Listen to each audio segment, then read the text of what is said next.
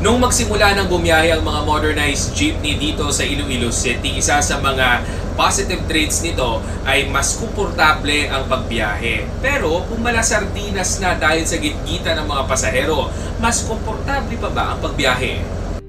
Viral ngayon sa social media ang ilang mga videos ng mga modernized jeepney na nag-overloading o nagpapasakay ng mga pasahero na higit pa sa kanyang capacity. Dahil sa reklamo ng mga pasahero, mas pinaigting pa ng LTO-6 sa kanilang operasyon laban sa mga nag-overloading ng mga modernized jeep.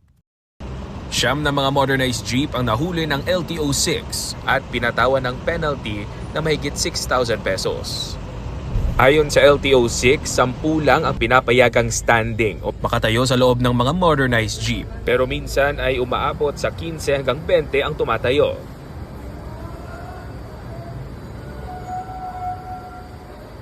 Mula dito sa Iloilo City, ako si John Sala para sa GMA Integrated News.